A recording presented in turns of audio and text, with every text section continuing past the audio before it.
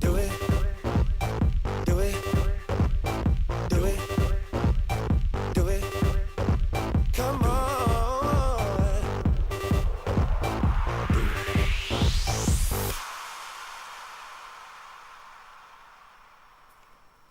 Sentivo la mancanza di Federica qui vicino, quindi insomma preferisco averla qui vicino che lontana. Rieccomi, sono tornata vicino a te. Perfetto, benissimo. Allora, campionato di eccellenza, parliamo subito del girone A dove sono stati definiti i verdetti, non a sorpresa ma con tanto piacere possiamo dire che un allenatore catanese, Gaetano Mirto, raggiunge il campionato di interregionale. Guardiamo i risultati, la classifica di questa ultima giornata del girone A del campionato di eccellenza. Parmonval Camarat 1-0. Alcamo Leonfortese 0-0. Rocca di Caprileone Mazzara 0-2. Folgore Selinunte Profavara 0-3. San Giovanni Gemini Raffadali 4-0. Serra di Falco Riviera Marmi 3-5. Atletico Campofranco San Cataldese 2-3.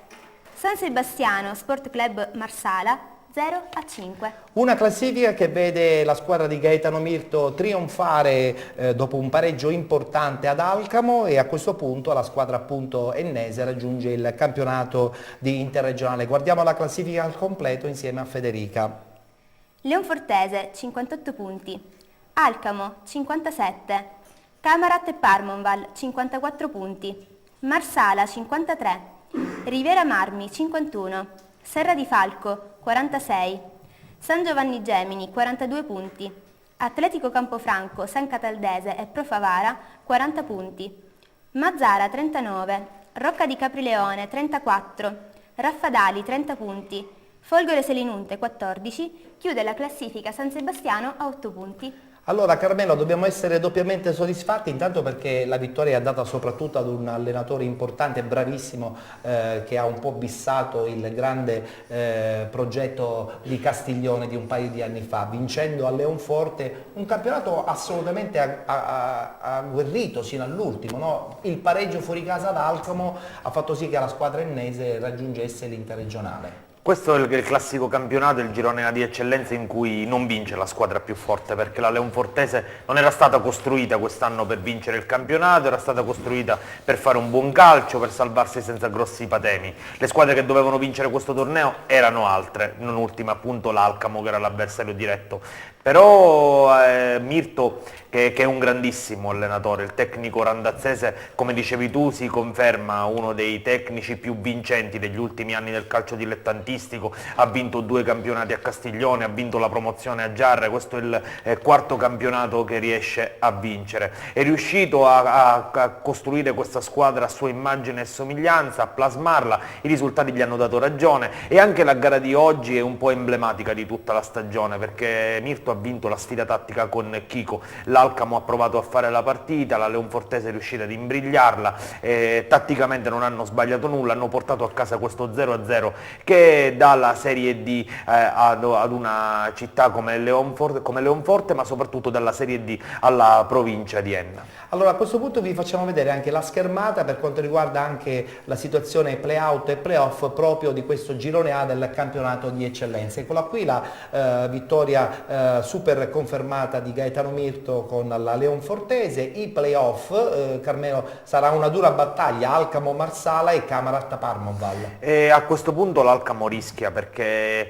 il Marsala ha recuperato di gran carriera nelle ultime settimane, ha vinto sfide importanti e arriva a questi playoff in maniera inaspettata e arriva con un entusiasmo diverso rispetto all'Alcamo che forse credeva di avere a portata di mano il primo posto. Invece è tutta da seguire la sfida tra Camarat e Parmonval. Mentre per quanto riguarda i play-out possiamo far rivedere cortesemente di nuovo la schermata, anche lì in questo senso sarà una dura battaglia perché è tutto ancora da decidere, no? Sono retrocesse il Raffadali, il Folgore Selinunte e il San Sebastiano e poi c'è questo spareggio fra Mazzara e Rocca di Caprileone. Sì, credo che però nella grafica ci sia un errore perché in realtà il Raffadali farà i play-out con il Profavara e l'altra sfida, come ben dicevi tu, è fra Mazzara e Rocca di Caprileone. Benissimo. Tra l'altro Vista la correzione, il Rocca ha fatto un campionato molto al di sotto delle aspettative, così come lo stesso Mazzara, e il fatto che una delle due comunque sarà condannata alla promozione è già un verdetto per certi aspetti sorprendente di questo torneo. La Pro Favara comunque non deve sottovalutare il Raffadali, che ha comunque, nonostante il terzultimo posto, disputato un girone di ritorno importante. Benissimo, allora a questo punto la battuta dobbiamo chiederla naturalmente ad un mister vincente, quello della città di Valverde, ovvero Luigi La Rosa. Allora Luigi, vittoria importante di un allenatore che insomma farà parte anche prossimamente del corso di seconda categoria a Coverciano, Gaetano Mirto, che si conferma dopo Castiglione, come ha detto Carmelo anche dopo la bella vittoria di Giari di un paio di anni fa. Vincere tra l'altro in una provincia un po' povera calcisticamente come quella di Enna, che ne pensi? Sì, Leonforte forse da questo punto di vista è un po' un'isola felice. 4 anni fa, quando ero alla Leonzio, loro vincevano un campionato di prima categoria, poi hanno vinto la promozione, sono stati un anno in eccellenza e ora l'hanno rivinta, quindi avendo anche le strutture lì, hanno costruito una bellissima struttura in sintetico. Sarà pronta per il campionato interregionale secondo te? Ma diciamo, loro hanno un presidente che in questi anni ha dimostrato di poter investire senza ripescaggi, un campionato alla volta, hanno vinto tutti i campionati della prima all'eccellenza, quindi evidentemente poi è possibile vincere costruendo, progettando, poi ovviamente hanno alla guida forse il migliore degli allenatori siciliani. In questo momento sicuramente, insomma, le Rigoli, cronache lo danno altissimo, insomma, nell'ambiente, quindi è la dimostrazione che comunque il lavoro sul campo poi alla fine paga. Assolutamente sì. Assolutamente. E tra l'altro Gaetano Mirto è un grandissimo uomo di campo.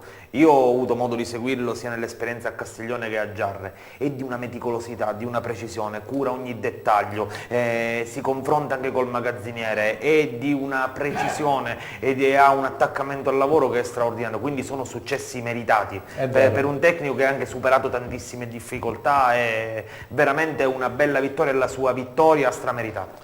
Marzio Gaudioso, segretario della città di Valverde, una leonfortese che ha comunque gradatamente buttato le basi a questo grande successo, si prepara a vivere il quasi professionismo del prossimo anno, ed è la dimostrazione che se non si è organizzati, qui poi anche il Presidente ce lo potrà confermare, probabilmente non si riescono a fare questi risultati. Sì, microfono.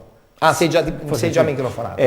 Sì, mi metto a seguito a quanto detto dal mister. Sono di quelle esperienze significative e di esempio per come dire, chi vuol fare calcio seriamente nell'ambito dilettantistico.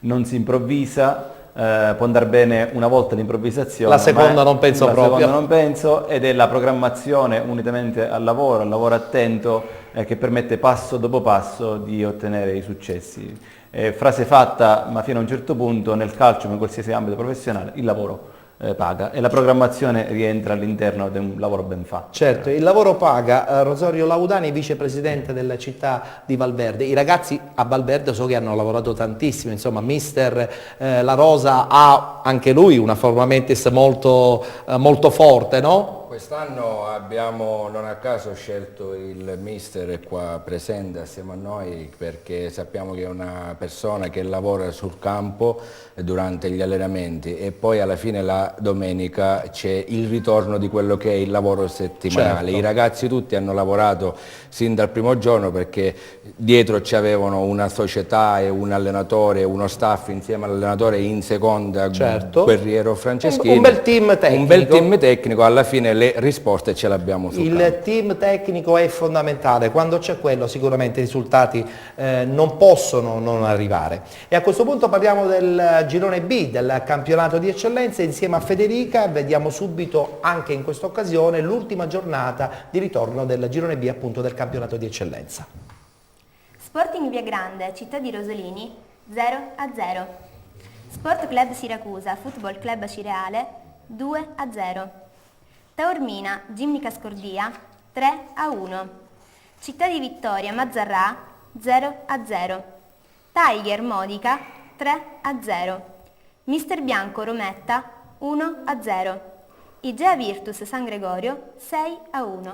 In questo girone, in questa ultima giornata, ha riposato, come tutti ben sanno, la San Pio X, perché l'Acireale 1946 si è ritirato dopo appunto la quarta rinuncia ufficiale in questo girone B del campionato di eccellenza. Verdetti definiti ormai da qualche settimana per quanto riguarda la promozione. C'era un po' in sospeso la tabellina riguardante i play-off, anche i play-out in un certo senso, ma guardiamo la classifica al completo e poi la commentiamo insieme a Carmelo.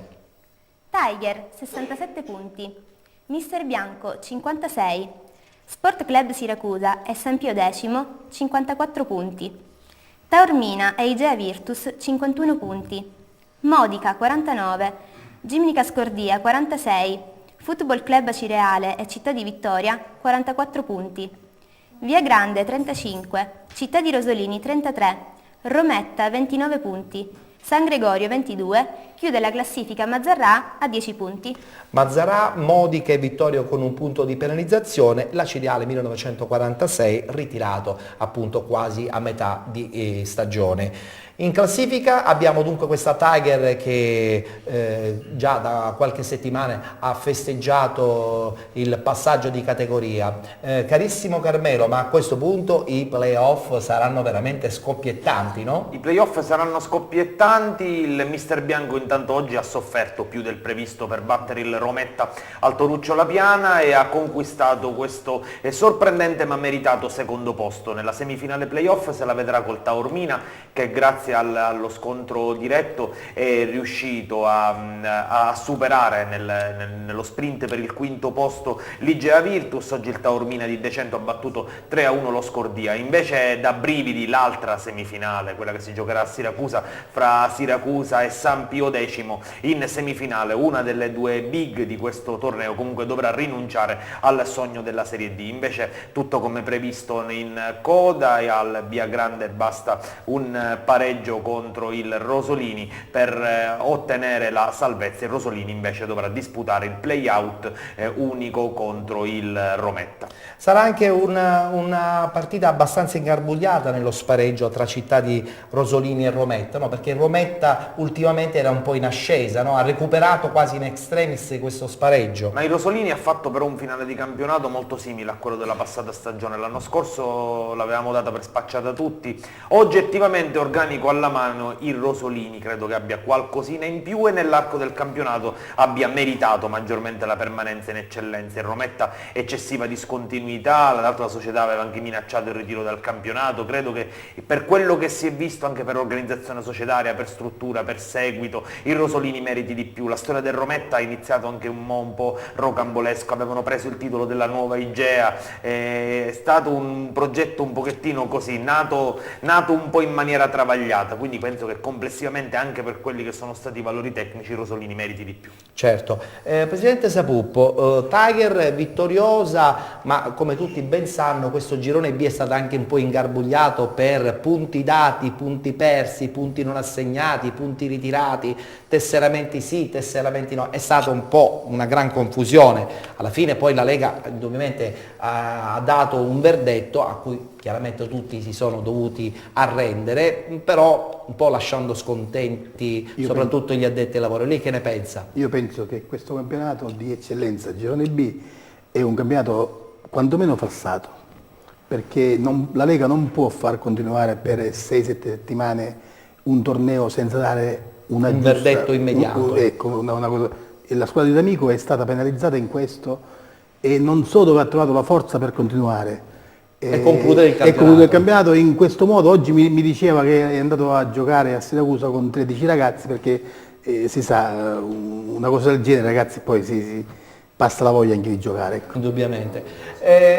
Questo insomma dimostra che se qualcuno non mette i puntini sulla I, probabilmente la Lega un po' di confusione continuerà a crearla, o sbaglio? Ma mi dicevano personaggi della Lega che il regolamento è chiaro, ma se il regolamento è chiaro, ad una data dovrebbero dare il referto. Insomma, il referto prima arriva e meglio è, certo, insomma lascia meno dubbi. Per andare a Roma, ritornare, rifare dire, vuol dire che questo regolamento non è tanto chiaro nella fattispecie proprio per la Ciriale dell'amico mio Nicola De Vito. Certo, però ha onorato, no, alla fine il Certo, campionato, alla grande, perché ma Nicola è un seppur grande. in maniera insomma anche E tra l'altro Nicola D'Amico difficoltà. ha confermato in questi giorni, Ettore, di voler continuare con il Oh, progetto bene, FC. questa è la dimostrazione insomma, che anche il calcio spesso e volentieri non deve perdere questi personaggi che hanno comunque la grande Da 32 passione. anni che è messo E infatti la grande passione poi deve diventare importante per continuare un progetto che probabilmente alla Ciriale a questo punto li vedrà come unica squadra,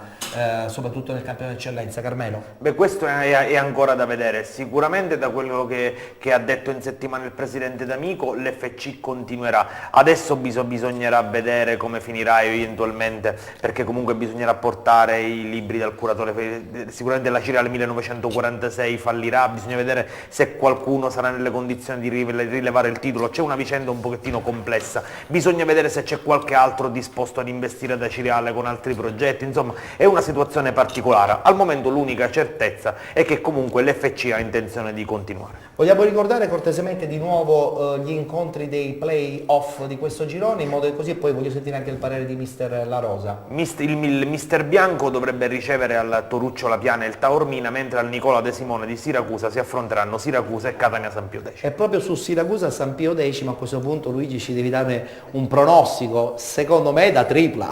Sì, tra l'altro io vivo vicino il De Simone, Sappiamo. sono amico di quello della San Pio, quindi mi fai una domanda abbastanza complicata. Certo, la San Pio diciamo, aspetta anche il verdetto della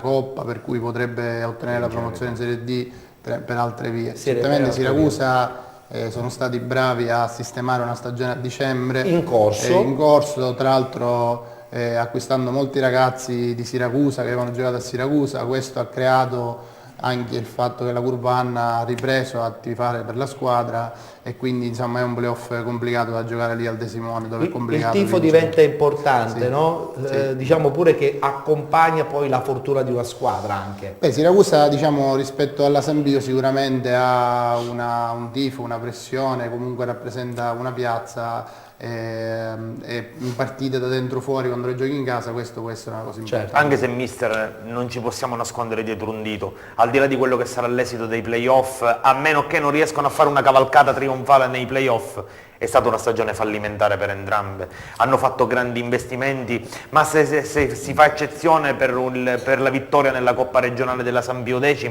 non sono mai state protagoniste di questo campionato. Però secondo me, non l'errore, però il progetto Tiger insegna. La Tiger ha vinto un campionato l'anno 2 di un progetto che è iniziato l'anno scorso. A volte si riesce anche assemblando grandi nomi a vincere il campionato subito, però non è sempre così facile.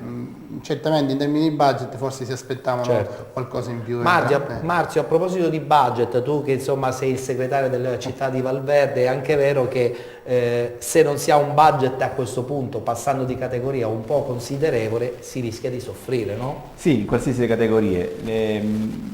Credo un passaggio che a volte anche sfugge, non è soltanto la disponibilità di un budget, ma anche il come lo si utilizza. Certo, gli uomini che poi lo devono, insomma, ma le finalità, certo. come dire, gestirlo nel tempo presente, ma anche per i progetti futuri. Quindi Benissimo, tra poco sapremo anche dei progetti del città di Valverde, qui il presidente sorride, forse perché è impaurito, no? Perché il budget dovrà aumentare probabilmente per il campionato di promozione, no? Accetta me l'ho detto Marzio.